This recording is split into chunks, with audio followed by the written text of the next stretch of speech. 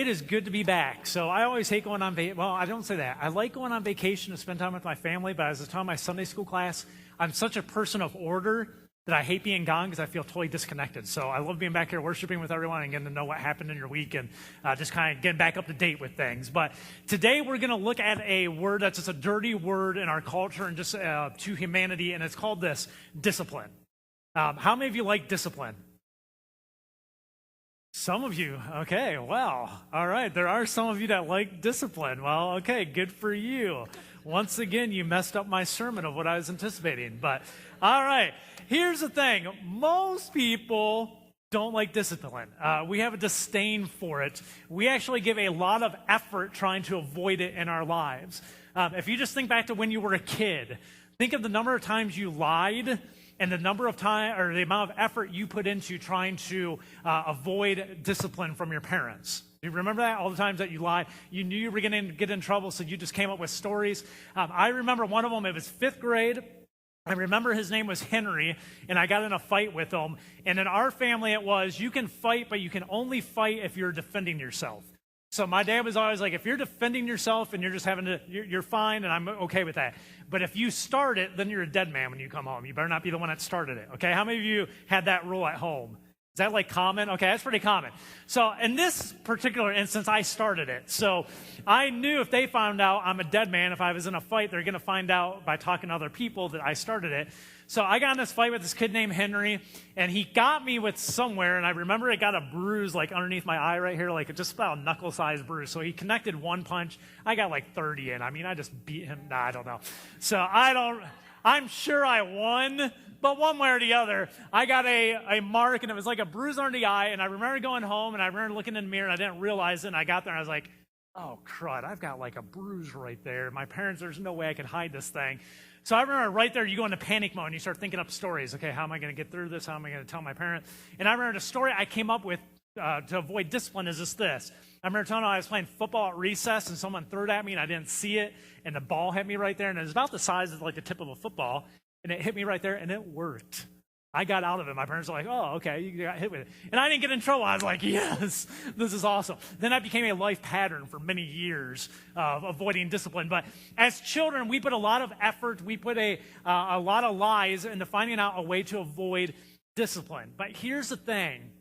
If we are ever going to grow in our lives, we have to learn to embrace discipline in our lives. It's just a matter of fact. We've all seen the 40-year-old who still lives and acts like a teenager, really because everything that happens in their life, they come up with an excuse and they run away from discipline, and they come up with an excuse for why it went bad or why it's someone else's fault or why it's something else's fault, and they are people that never learn discipline and they never grow up. Discipline is vital to our growth as individuals, and the same thing holds true to our spiritual growth as well. Embracing discipline in our lives will allow us to experience spiritual growth that we cannot find in any other situation. And it's through the discipline of God. We make a mistake when we think spiritual growth is solely dependent on understanding the words of the Bible and memorizing the words of the Bible and go, that's a great foundation. But to grow spiritually as well, there's other aspects. And one of those aspects is embracing the discipline of God in our lives and learning from it so we can grow as well. So this morning, what we're going to do is we're going to look at a passage. It's from Hebrews chapter 12, verses 5 through 11. If you have your Bible with you, you can go there. It'll all be on the screen. But we're going to look at a passage that's going to help us understand the value of discipline and embracing it in our lives and how it goes hand in hand with spiritual growth so we can become the people that God desires for us to be. So here's how it starts. It says this. It says, and have you forgotten the encouraging words God spoke to you as his children? Now, let me stop you for a quick second. When I first read that, he uses this thing. He says, have you forgotten about God's encouraging words? And you're going, what's the encouraging words? And here's his encouraging words that he says are encouraging. He said, my child, don't make light of God's discipline and don't give up when he corrects you. Now, encouragement and discipline are not two words I usually put together, all right? Because when we think of discipline, what do we think of? Punishment. Right? We think of being punished. So to think of being punished and encouraging, those are like two opposite words. You go, those things don't link together. But he's saying they do. They're encouraging. And let me tell you why. There is a huge difference between punishment that comes in the form of discipline and just simply punishment. All right? Those are two different things. Punishment that comes in the form of discipline, which is how God always disciplines us, it means there's a thought process to it, that there's a reason behind the punishment. He's doing it for a reason, and the reason always is some way to help us, maybe to improve us, maybe it's to correct us, and maybe it's to prevent us from future mistakes. And God disciplines us with punishment so that we learn those lessons. And when you think of discipline and punishment that way, you can see it as an encouraging thing. That type of discipline, that type of punishment is actually something that encourages you to become a better person, to become a more spiritual person, to become a more mature believer in Jesus Christ, all right? But punishment without the heart of discipline, the only purpose it serves is this, to simply punish us. At times, it's actually used as a way to humiliate us. I'm sure we've all been in these situations where someone that wasn't thinking about disciplining us just wanted to punish us. They just punished us to hurt us. Or they use it in a way to humiliate us in front of other people or humiliate us in front of them. Or it was used in a way of retaliation towards us, that we did something and their thought was, I'm not here to discipline, I'm just to punish back and get even. And so when punishment is simply punishment, there's nothing encouraging about it. But when punishment is done within the confines of discipline, it is a very encouraging thing. And that's what the writer here in Hebrews is talking about. So here's what he goes on to. He says this. He says, verse 9 says, for the Lord disciplines those that he loves, and he punishes each one that he accepts as a child. As you endure this divine discipline, remember that God is treating you as his own children. So here he brings up this concept of divine discipline. And I want to take a second and go, what is that?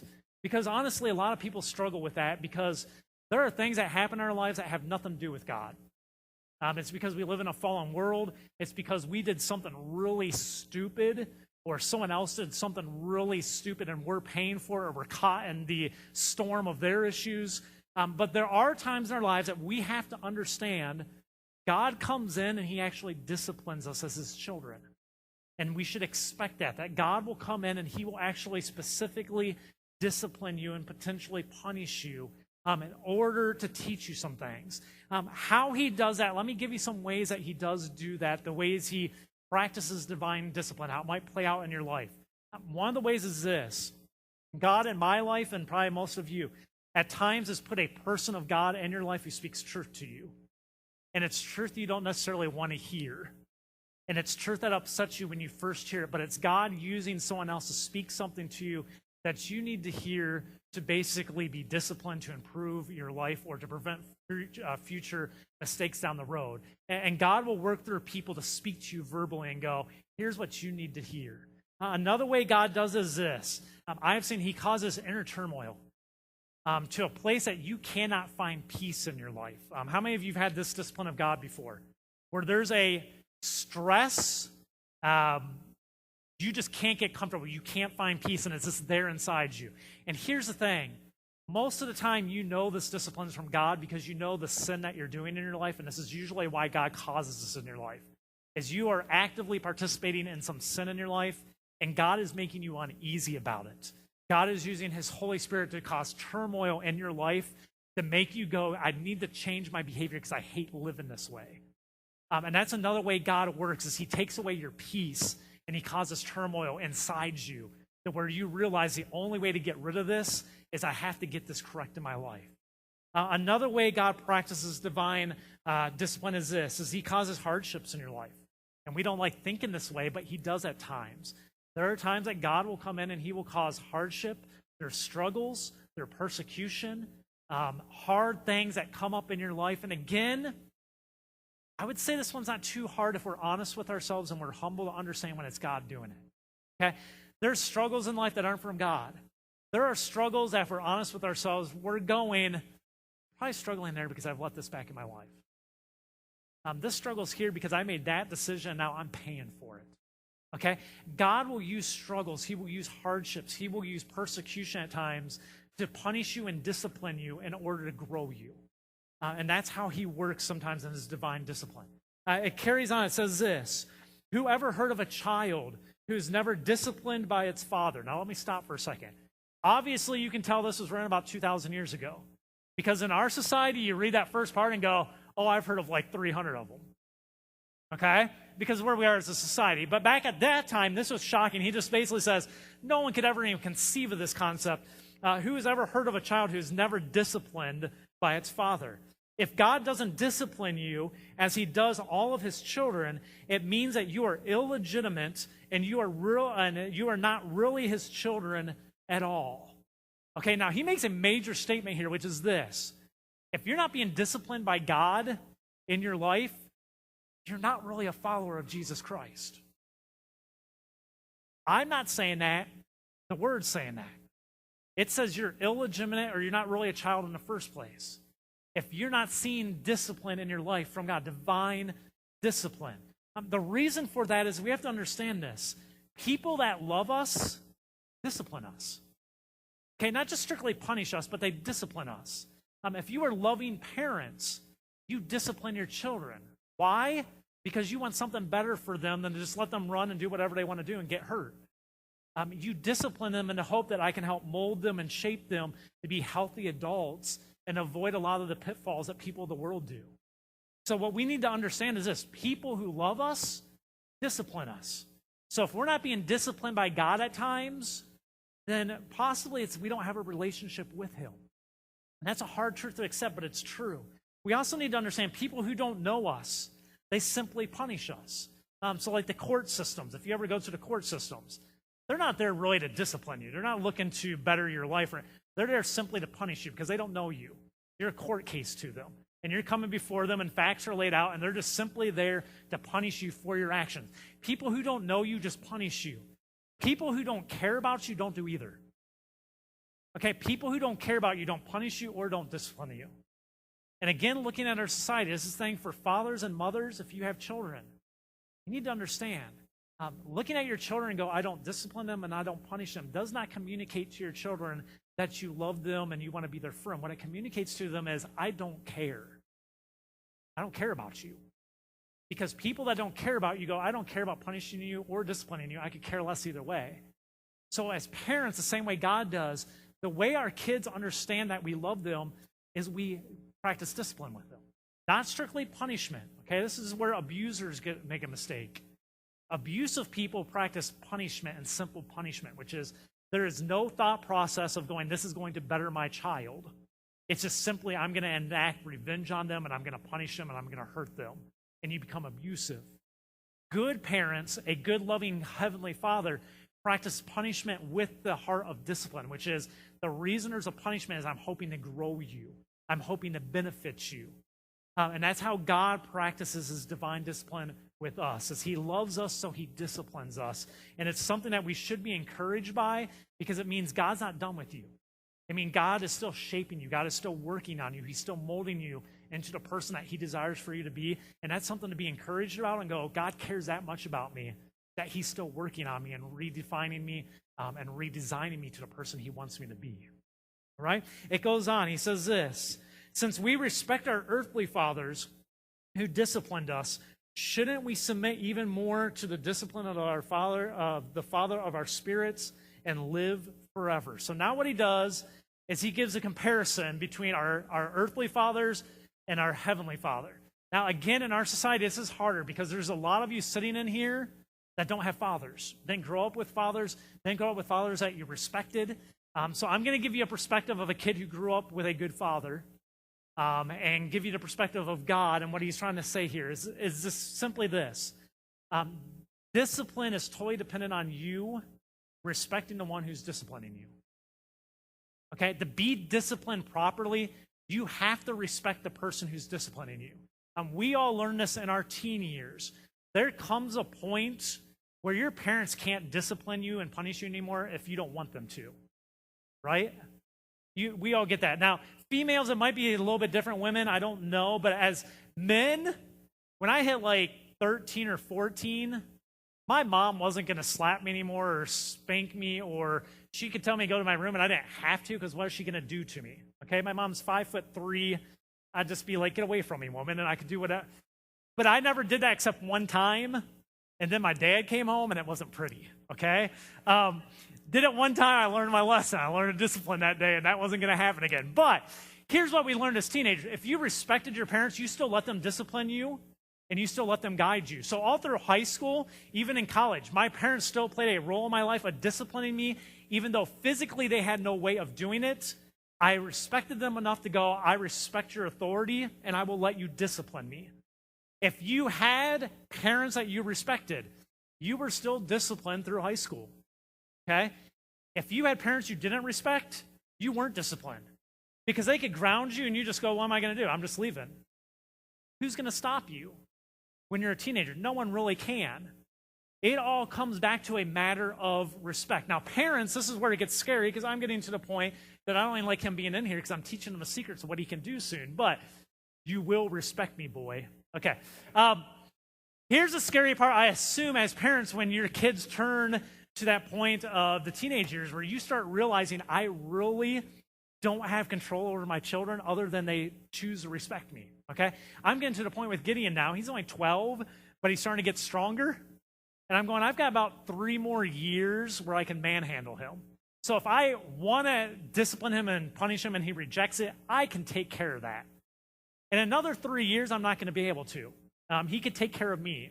Well, no, that will never happen because I will always beat you down. But but we get that understanding. It becomes a scary thing in our lives. But we have to remember, discipline is dependent on us being humble. Discipline demands that we are humble enough to look at God and go, God, I respect that you know better than what I know. And I respect to be disciplined by you. And I have enough humility to go, I lead to your guidance. I lead to your discipline. Here's the thing. You can look at God and you can be arrogant. You can look at God and try to avoid his punishment, his discipline in your life, and you can run from it, thinking that you're going to escape the pain of his discipline. And here's the thing. There are times you can escape the pain of his discipline. But what you will find is this. You don't really escape pain. You just experience a different type of pain. And the pain you will experience is this. It's the pain of regret. You start to look back at your life and you start regretting things. And here's the thing. The pain of regret has no positive thing for your life at all. Nothing positive comes from it. All it is sorrow for the rest of your life. The pain of divine discipline, though, is something that you can build off of. It's something that builds you. It's something that makes you a better person. There's a positive in that. So if you are willing to humble yourself before God, let him discipline you, you can get to a place in your life where it gets better and better and better, and life gets easier and easier and easier. But if you choose to be arrogant and go, God, I'm not going to listen, I don't want your discipline, what you will find is you just have a life that's just littered with regret that you look at and go, everything's just regret after regret after regret. And that's not a life anyone wants to live. It goes on, he says this, for our earthly fathers disciplined us for a few years doing the best they knew how. But God's discipline is always good for us so we might share in his holiness. So next thing he brings up, he says, your fathers disciplined you the best they knew how. And here's the thing, parents, how many of us ever disciplined our kids and got it wrong? Okay, we got it wrong, but we knew somebody had to be punished, so we just did it. All right? Sorry, son, it just happens to you. But the thing is, I'm going to punish someone. Even if I don't know all the facts, somebody's going to get punished. And if it's all of you get punished, you all get... Either way, I've got to punish someone and practice discipline, so I'm going to do it. But I get it wrong at times. God never does. God gets it right every single time. He says here, but God's discipline is always good for us, so we might share in his holiness, that we might grow, that through his discipline we might grow. It's always good for us. Now, divine discipline typically has 2 different purposes, okay?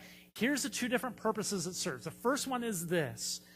You do something wrong. You do something you know you shouldn't do, something that's in violation with your relationship with God. You do something wrong. So God uses divine discipline in order to teach you a lesson so he can protect you in the future. Okay? So God, you do something wrong, you do A wrong. God comes in and goes, if you continue to do A wrong, you're going to go to B, and that's going to hurt more than A. So I'm going to come in and discipline you here so you learn your lesson so you never get to B. Okay? That's one way it plays out. I do this with my daughter recently. She has a group of friends in our neighborhood that come out and knock on the door 15 times a day, and they go run around outside and all that. And Liberty's the youngest of all of them. She's only 5. So she kept asking, can I cross the street? So I kept saying, you can cross the street, but you got to stop and you look both ways and make sure there's no traffic and all that, you can cross the street. And like 2 days into it, I'm outside and there she is, and she just runs after a kid right across the street. Now, what do you do as a parent? Okay, here's what I did. Liberty, get over here now. She's like, woo. I'm like, get over here now. And all of her friends are like looking because most of them don't have dads around. So they're all looking. She comes walking across. I'm like, what did you do wrong? And she's like, I don't know. I'm like, did you look in the street before you cross? Oh, no. I'm like, okay, you're not crossing the street anymore. For next week, you're done. You don't cross the street. You stay in our yard. When they cross the street, you sit in our front yard, and that's where you stay until you can learn to cross the street. So for the next week, she didn't get to cross the street. Gideon probably remembers some whining. Why can't I cross the street? And I'm just like, be quiet. You know why you can't cross the street, okay? That's why I'm not. So a week later, she asked. I was like, now you can, yep, but look both ways. And I asked her every time before she goes out, if you cross the street, look both ways. She's like, okay. And if you watch her now, every time she comes, she stops, then she crosses. Why? Because she was taught a lesson that hopefully prevents something worse happening down the road, okay? That's one way that God uses divine discipline in order to improve us. The other way that it happens is this. You need to be stretched. You need to be gone out of your comfort zone. So God uses discipline in your life to grow you, to stretch you, to basically pull you into a situation you don't want to be in so he can grow you through it. And this is one we don't like a whole lot because we have a hard time understanding it. Let me give you a perfect example in a human ways this happens. At Disney this week, we were at our hotel pool. And at Disney, you have people from all over the world, and there's this French family there. And there's a boy, I would say probably 3 to 4 there at the pool. And there's his grandfather, his mom and dad, and then like 4 other siblings, and he's the youngest. And I was just sitting there watching my kids swim, and I was just sitting on the edge of the pool, sitting there. And I'm watching this thing, and I can't understand a word they're saying, but I get everything because you just know humans and what it's like being a father. So they're sitting there, and they're trying to get the youngest one to go in the pool because all of his family's in there, and he doesn't want to go in. So eventually the dad gets out, comes over and grabs on the life jacket, straps it on the kid, and is trying to pull him into the pool. And the kid's just freaking out, like crying, like hysterically. You know what this is like. He's just swinging his arms. He's and everything. And the dad's there, and the mom's looking at the dad, and she comes over, and she says something, and you can see him like, and he walks off. And then the kid runs over to mom, and mom's like, and the dad, you can tell, is kind of upset because mom came in and protected the kid, and she's not going to get him in the water. The funny part happens is this, as I'm watching this. Grandfather sees this whole thing from the side. He walks over and he grabs the kid from mom, and it must be her dad because she didn't stop. And the kid starts freaking out again, and he just grabs him underneath his arm. And it's one of those no entry pools where you just walk in like at 0 and it just builds. And he has the kid, and the kid's flailing, and he just walks him into the water, and he sits him down, and he's holding the back of the life jacket, and the kid's just freaking out in front of him and screaming and crying and saying whatever he's saying in French. I don't know, but he's just freaking out. And so what's funny is the kid's doing this for he put up a good fight, 7 to 10 minutes, of crying and screaming. And what's funny is mom's sitting up on the side, and she's up there like, and you can see like she's almost breaking down. Dad's like 4 chairs down because he's annoyed at mom, and he's looking over, and you can see him like this, like, because grandpa's got out. So this kid's freaking out. 7 to 8 minutes into it, it's amazing. You're sitting there, I'm on the other side of the pool so I can see all this. 7 to 8 minutes into it, the kid calms down. One of his brothers comes over. Kid calms down. The kid like goes to slap him around, and he slaps hands, and he gets this big smile on his face. And he starts enjoying the water, and he's like talking to all of his siblings and stuff, and he's there, and he's all happy. He's got this huge grin on his face, and his granddad kind of lets go of him some and just lets him float there some. And the kid's the happiest kid you've ever seen. Big old grin on his face. I look across the pool, and you see her, this is the mom. She's sitting there at one point like, and then she's like, and you can just see like this shocked, stunned, like, the kid's enjoying it. Kids enjoying it. Dad jumps back in the pool, goes over, hangs out with the kids. Mom's just sitting on the side literally for 2 to 3 minutes. It's like in shock that this kid now is enjoying the water. Eventually she gets in. As she gets in, I'm coming across the pool because he's swimming across doing something. I'm coming back this way, and I looked at her and I go, see, it works. And I don't know if she has an idea of what I'm saying, but I'm like, it works. And she like gives me a big grin, and she goes over and she grabs her son, and he wants to stay in the pool, and they can't get him out. And he's in there the rest of the time we're there, okay? The reason I tell you that That's what God does to us a lot of times. And the second way, one of the purposes of his divine discipline, is he gets us to do things that we go kicking and screaming, and we don't want to do that. We're not capable of doing it. And God's going, yeah, you are. You're just scared. And the only way to get you into this is I have to discipline you by pulling you into it.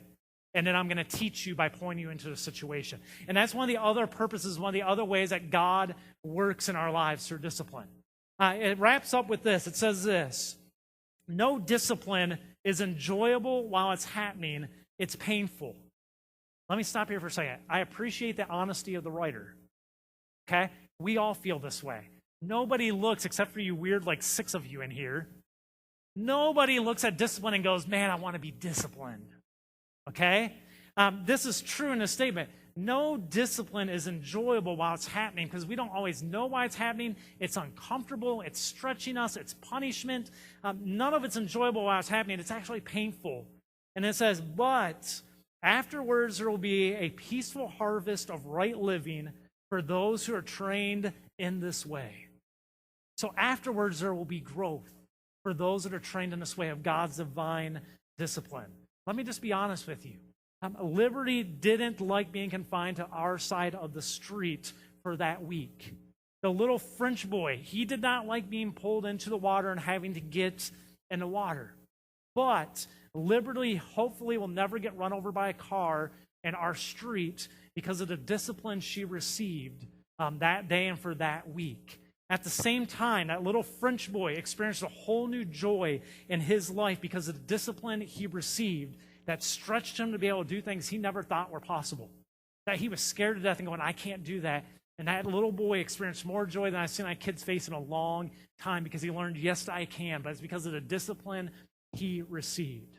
So this morning, remember, some of the pain that you're going through right now in life might be God allowing that to happen in order to teach you a lesson, in order to protect you from greater pain down the road. And he's trying to teach you a lesson. You need to embrace that discipline and go, what is God teaching me?